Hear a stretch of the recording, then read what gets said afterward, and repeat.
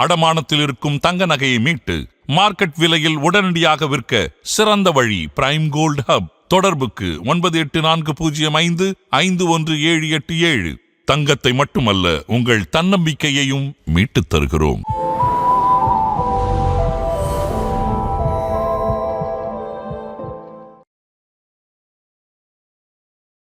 Caesarean அப்போ அவங்களால காலை மடக்கி நீட்ட முடியாது, லெஃப்ட்ல திரும்ப முடியாது, ரைட்ல திரும்பி படுக்க முடியாது. It will take 6 to 8 hours time. It all depends என்னோட பெயின் ஸ்ட்ரென்த்தை பொறுத்து. சிசேரியனாலுமே யூட்ரஸ் கண்ட்ராக்ட் ஆயிருக்கான்னு பார்க்கணும், ப்ளீடிங் அப்நார்மாலிட்டி ஏதாவது இருக்கா அப்படிங்கிறதையும் பார்க்கணும். அண்ட் அவங்களோட வைட்டல்ஸும் ஸ்டேபிளா இருக்கா, அவங்களோட பிபி பல்ஸ் எல்லாமே ஸ்டேபிளா இருக்கா, வைட்டல் ஸ்டேபிளா இருக்காங்கிறது செக் பண்ணணும். 4 மணிலேருந்து 8 மணி நேரத்துக்குள்ளார காலை மடக்கி ஸ்ட்ரெச் பண்ணி நீட்டுறதுக்கு ட்ரை பண்ணுங்க. நைட் திரும்பி படுக்கிறதுக்கு ட்ரை பண்ணுங்க. அண்ட் மார்னிங் வித்தின் 12 to 24 ஹவர்ஸ்ல கெத்திட்ட ரிமூவ் பண்ணிட்டு தானாவே நடக்கிறதுக்கு ட்ரை பண்ணுங்கன்னு சொல்லிடுவோம். அலாங் வித் பெயின் கில்லர்ஸோட சப்போர்ட்ல இது இனிஷியலி 1 or 2 days பெயின் இருந்தாலும் அவங்களால கண்டிப்பா நடக்க முடியும். ஸோ வித்தின் 72 hours 3 days ஆயிடுச்சு, 4th day 5th dayல தானாவே அவங்க நடக்க ஆரம்பிச்சிருவாங்க. ஸோ வித்தின் 24 ஹவர்ஸ்க்குள்ளார யாருக்கு வேணாலும் போஸ்ட்மார்ட்டம் ஹெமரேஜ் வரலாம். அதனால தான் டெலிவரி ஆன உடனே யாரையுமே வீட்டுக்கு அனுப்புறது கிடையாது. we will be observing heavy bleeding. Hi hello வணக்கம் மாதன் ஆரோக்கியம் வியூவர்ஸ், நான் உங்கள் அனுக்ஷா சுவாமிநாதன். இன்னைக்கு நம்மளோட யார் ஜாயின் பண்ணியிருக்காங்கன்னா கைனகாலஜிஸ்ட் ரம்யா. அண்ட் அவங்களோட என்ன டாபிக் பற்றி பேச போகிறோம் அப்படின்னா, டெலிவரி முடிஞ்சு ஃபர்ஸ்ட் 24 hours நம்ம எதெல்லாம் ஒரு இம்பார்ட்டன்ட் சைன்ஸை நம்ம நோட் பண்ணணும், எந்த மாதிரி டெஸ்ட் எடுக்கணும், அண்ட் டெலிவரி முடிஞ்சதுக்கப்புறம் எத்தனை டேஸ் ரெக்கவரி அப்படின்ற ஒரு ஸ்டேஜ் நம்ம கோ த்ரூ பண்ண வேண்டியதாக இருக்கும். ஸோ இந்த மாதிரி இருக்கக்கூடிய எல்லா கொஷின்ஸுமே இந்த வீடியோவில் நம்ம கவர் பண்ண போகிறோம். அண்ட் இதை பற்றி உங்களுக்கு நிறைய கன்ஃபியூஷன்ஸ் இருக்குது, நிறைய டவுட்ஸ் இருந்துச்சுன்னா இந்த வீடியோ ஃபுல்லாக பாருங்கள். ஸோ வாங்க வீடியோக்குள்ளே போகலாம். Hello ma'am. ஹாய், எப்படி மேம் இருக்கீங்க? நல்லா இருக்கேன், தேங்க்யூ. ஸோ ஆல்ரெடி நம்ம டெலிவரி பற்றி ஃபுல்லாகவே நம்ம பேசிட்டோம். ஃபர்ஸ்ட் 3 months, அதுக்கப்புறம் செகண்ட் ட்ரைமஸ்டர், தேர்ட் ட்ரைமஸ்டர் அப்படின்னு சொல்லிட்டு எல்லாமே வரிசையாக பேசிட்டோம். இப்போ இந்த video is all about after delivery. So இந்த டெலிவரி முடிஞ்சதுக்கப்புறம் ஃபர்ஸ்ட் 24 hours எந்த அளவுக்கு இம்பார்ட்டன்ட் மேம்? ஸோ இமீடியட்டாக டெலிவரி முடிஞ்ச first 24 hours is very crucial period. எல்லாருமே ரொம்ப பயந்துட்டு இருப்பாங்க. இப்போ நார்மல் டெலிவரி, எனக்கு ஃபர்ஸ்ட் நார்மல் டெலிவரி பற்றி பேசலாமே. நார்மல் டெலிவரி ஆயிடுச்சு, ஓகே, நான் அடுத்து என்ன பண்ண போகிறேன், எல்லாம் பண்ணி முடிச்சாச்சு, பிளாசண்டா டெலிவரி ஆயிடுச்சு, அண்ட் அந்த வெஜைனல் ஸ்டிச்சிங்கும் முடிஞ்சிருச்சு, எபிசாட்டமி க்ளோஸரும் முடிஞ்சிருச்சு. இதுக்கப்புறம் நான் என்ன எப்படி டேக் கேர் பண்ணிக்க போகிறேன் அப்படிங்கிற ஒரு ஃபியர் ஒன்று இருந்துகிட்டே இருக்கும். ஸோ இந்த ஃபியர் எல்லாம் தாண்டி ஃபர்ஸ்ட் 2 hours அவங்களோட பிபி மானிட்டரிங் அண்ட் பல்ஸு, அவங்களோட வைட்டல் சைன்ஸ் எப்படி இருக்குது, ப்ளீடிங் எப்படி இருக்குது, யூட்ரஸ் நல்லா கண்ட்ராக்ட் ஆகிடுச்சா, யூட்ரஸ் நல்லா ஹார்டாக கல் மாதிரி மறுபடியும் அதோட பொசிஷனுக்கு வர ஆரம்பிச்சிருச்சா, அண்ட் வெஜைனல் எக்ஸாமினேஷன் பண்ணும்போது ப்ளீடிங் எதுவும் அப்நார்மலாக இல்லாமல் இருக்கா அப்படிங்கிறத வித்தின் 2 hours மானிட்டர் பண்ணி முடிச்சுட்டு அவங்கள கையை பிடிச்சி கீழே இறக்கி கிடினஸ் எதுவும் இல்லாமல், அதாவது மயக்கம் எதுவும் இல்லாமல் நார்மலாக இருக்காங்க, பல்ஸு பிபி ஹெவி ப்ளீடிங் இல்லாமல் இருக்குது, அண்ட் தையல் கரெக்டாக இருக்குது, அண்ட் அந்த யூட்ரஸ் மறுபடியும் அந்த கண்ட்ராக்டர் ஃபேஸ்க்கு போக ஆரம்பிக்குது, அண்ட் அவங்க கிடினஸ் எதுவும் இல்லாமல் இருக்காங்க, வாமிட்டிங் எதுவும் இல்லாமல் இருக்காங்க. இந்த மாதிரி சர்டன் திங்ஸை நம்ம வித்தின் 2 hours நார்மல் டெலிவரி ஆகி வித்தின் 2 hours பார்த்ததுக்கப்புறம் we will be shifting to ward. Okay, இதுதான் இந்த நார்மல் டெலிவரியில் ஃபர்ஸ்ட் 2 hours. இதே மாதிரி அடுத்து சிசேரியன் பண்ணும்போது அவங்களோட ரெக்கவரி பீரியடே இமீடியட்டாக இருக்கும்.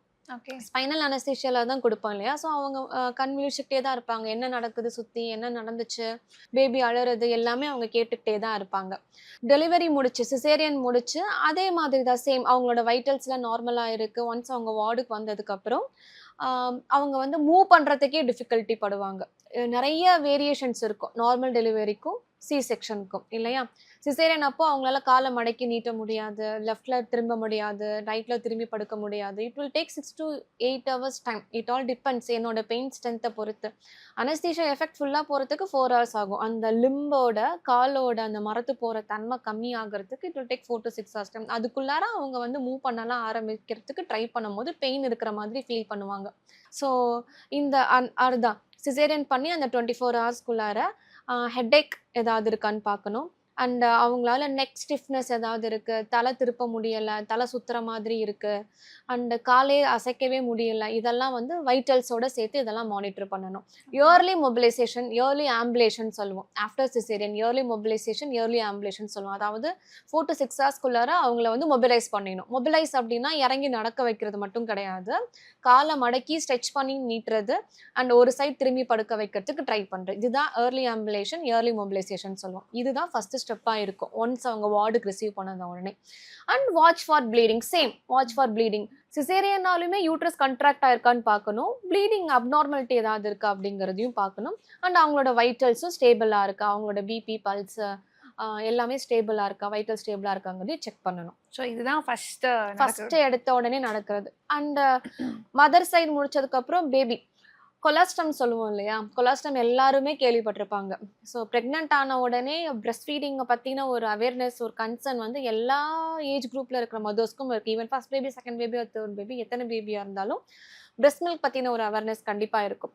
ஸோ வித்தின் 1 or 2 hours நம்ம வந்து கொலாஸ்ட்ரம் வந்து பேபிக்கு வந்து கொடுக்கணும். ஸோ இதுவும் one of the care, mother கேரில் இதுவும் வந்துடும். ஸோ இந்த டெலிவரி அப்படின்றது பேசும்போது நான் ரொம்ப காமனாக கேள்விப்பட்டது என்ன அப்படின்னா, இந்த சி செக்ஷன் பண்ணவங்களுக்கும் நார்மல் டெலிவரி பண்ணவங்களுக்கும் ஒரு பிக்கஸ்ட் வித்தியாசம் இருக்குது. ஃபார் எக்ஸாம்பிள் சி செக்ஷன் பண்ணவங்களால வந்து நடக்கவே முடியாது அப்படின்றது சொல்கிறாங்க. அதே நேரத்தில் டெலிவரி, நார்மல் டெலிவரி ஆனவங்களுக்கு வந்து அந்த மாதிரி ஒரு விஷயம் அவங்க உடம்புல நடந்தது அப்படின்றதுக்கான சிம்டம்ஸே இல்லாமல் அவங்க ரொம்ப நார்மலாக ஆகிடுவாங்க அப்படின்றதும் கேள்விப்பட்டிருக்கேன். ஸோ அப்படி இருக்கும்போது is C section really danger to a womanhood? C section is not a danger. யாருமே வந்து வாண்டடா போய் எனக்கு சி செக்ஷன் பண்ணுங்க கேட்குறாங்க. அட் மெட்டர்னல் ரெக்வஸ்ட்னு ஒரு கேட்டகரியே இருக்கு. Okay, other than conditions, normal try பண்ணி அது நடக்கலை அப்படிங்கிற கண்டிஷன்ஸில் நம்ம சி செக்ஷன் போகும்போது மெட்டர்னல் ரெக்வெஸ்ட் அப்படிங்கிற ஒரு கண்டிஷனும் இருக்குது. ஆப்வியஸ்லி அந்த கண்டிஷன்லையும் நம்ம சி செக்ஷன் பண்ணுறோம்.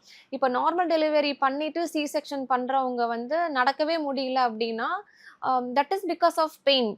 ஓகே, பிகாஸ் ஆஃப் பெயின் இருக்கிறதுனால நம்ம அவங்கள வந்து சரி படுத்தே இருக்கட்டும், நீ அசைக்கவே வேண்டாம், நீ எந்திரிக்கவே வேண்டாம், அந்த கெத்திட்டர் போட்டிருப்போம். சி செக்ஷனில் வந்து யூஸ்வலாக கெத்திட்டரைஸ் பண்ணியிருப்போம், பிளாடர் கெத்திட்டர், யூரின் ட்ரெயின் ஆகிறதுக்காக.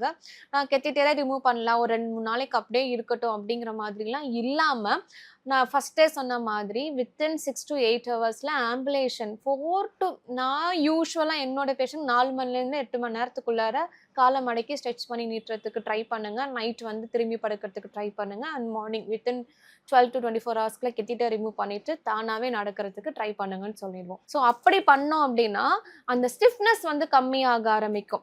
இல்லை அப்படின்னா அந்த பெயின், சிசேரியன் பண்ண ஒரு பெயின் வந்து மென்டலி அவங்களுக்கு ஒரு டிப்ரெஷன் கொடுக்க ஆரம்பிச்சிடும். நம்மளால எந்திரிக்க முடியல, நடக்க முடியலன்னு சொல்லிட்டு. So we have to encourage them to mobilise early. அப்படி பண்ணும்போது அந்த மசில் ஆட்டோமேட்டிக்காக அந்த ஸ்டிஃப்னஸ் கம்மி ஆகுறச்சு அலாங் வித் பெயின் கில்லர்ஸோட சப்போர்ட்டில் இது இனிஷியலி 1 or 2 days வந்து பெயின் இருந்தாலும் அவங்களால கண்டிப்பாக நடக்க முடியும். ஸோ வித்தின் 72 hours 3 days ஆயிடுச்சு, 4th day 5th dayல தானாகவே அவங்க வந்து நடக்க ஆரம்பிச்சிருவாங்க. பெயின் கில்லர் இருந்தாலும் இல்லைனாலும் அந்த பெயின் வந்து அவங்களுக்கு பெருசாக தெரியாது. ஸோ இதில் இந்த ஹெவி ப்ளீடிங் பற்றி நீங்கள் சொன்னீங்க, எப்போ இந்த ஹெவி ப்ளீடிங் வந்து ஒரு அலார்மிங் சைனாக டர்ன் ஆகும்? ஹெவி ப்ளீடிங் வந்து போஸ்ட்மார்ட்டம் ஹெமரேஜ்னு சொல்லுவோம், பிபிஹெச்ன்னு சொல்லுவோம்.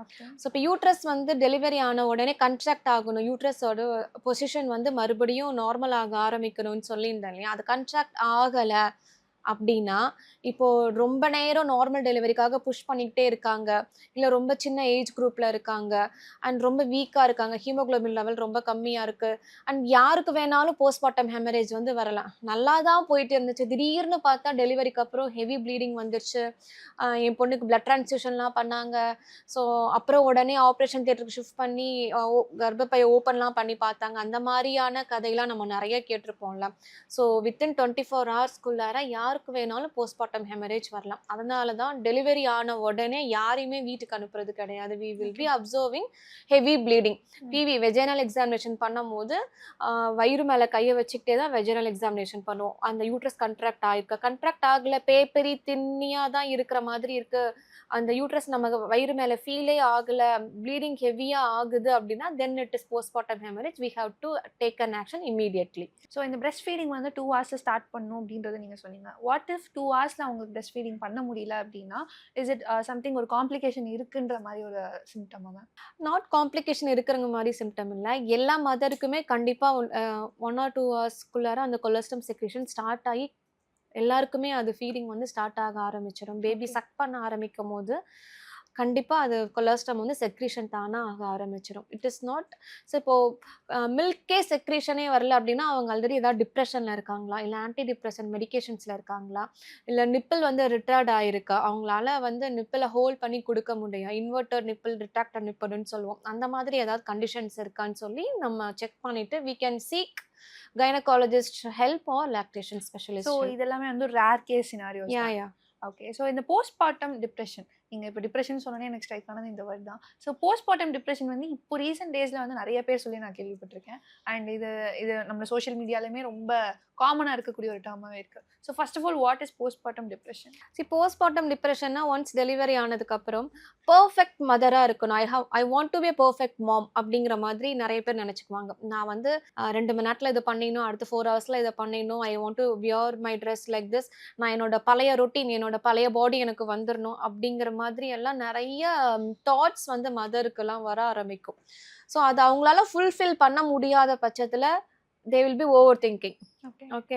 இல்லை ஐசோலேட்டடாக இருப்பாங்க. அதாவது ஃபேமிலி சப்போர்ட்ஸ் கம்மியாக இருக்கிற மாதிரி, ஹஸ்பண்ட் அப்ராடில் இருக்கலாம், இல்லை வேற ஏதாவது ஒர்க் பிஸியில் இருக்கலாம், இல்லை ஃபேமிலி மெம்பர்ஸோட சப்போர்ட் வந்து கம்மியாக இருக்கலாம். ஸோ ரொம்ப ஐசோலேட்டடாக ஃபீல் பண்ணும் போதோ, இல்லை அப்படின்னா இப்போ குழந்தைய வந்து எனி டைம் ஹோல்ட் பண்ணிக்கிட்டே இருப்பாங்க, எனி டைம் பிரெஸ்ட் மில்க் கொடுத்துக்கிட்டே இருக்கணும், குழந்தை வெயிட் வந்து பார்க்கறதுக்கு எல்லா பேபியுமே பிறந்ததுக்கப்புறம் வெயிட் கம்மியாக ஆகுவாங்க இனிஷியலி.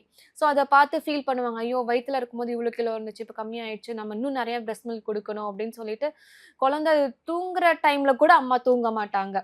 ஸோ நைட் ஃபுல்லாக தூங்காமல் இருக்கிறது, அவங்கள டேக் கேர் பண்ணிக்காமல் இருக்கும் போது ஸ்லீப் டிஸ்டர்ப் ஆகுது அப்படின்னாலே கண்டிப்பாக சம் ஸ்ட்ரெஸ் வரும் இல்லையா, அந்த ஸ்ட்ரெஸ் மூலியமாக ஏற்படும் டிப்ரெஷன். ஸோ ஐசோலேஷன், ப்ராப்பராக ஸ்லீப் இல்லாமல் இருக்கிறது, ஃபுட் எடுத்துக்காமல் இருக்கிறது, அவங்கள டேக் கேர் பண்ணிக்காமல் இருக்கிறது, நான் பர்ஃபெக்டாக இருக்கணும் அப்படிங்கிற மாதிரி இருக்கிறது, இந்த மாதிரி கண்டிஷன்ஸில் நிறைய பேர் வந்து depression, postpartum blues or postpartum depression அப்படின்னு சொல்லுவோம், அந்த மாதிரி கண்டிஷனுக்கு போவாங்க. இதை எப்படி ஈஸியாக மேனேஜ் பண்ணலாம் அப்படின்னா, நீ பர்ஃபெக்டாக இருக்கணும்னு அவசியம் இல்லை, we are there to support you, நாங்கள் இருக்கோம் கூட, உனக்கு எவ்வளோ தூரம் பிரெஸ்ட் மில்க் உன்னால் கொடுக்க முடியுதோ அவ்வளோ தூரம் கூட, பேபினா அழதான் செய்யும், பேபி தூங்கும் போது நீயும் தூங்கிக்கோ, அவங்க ரெஸ்ட் எடுக்கிற டைமில் you take care of yourself, seek help from family members, husband யாராக வேணாலும் இருக்கட்டும், ஆர் ஃப்ரம் ஃப்ரெண்ட்ஸ்.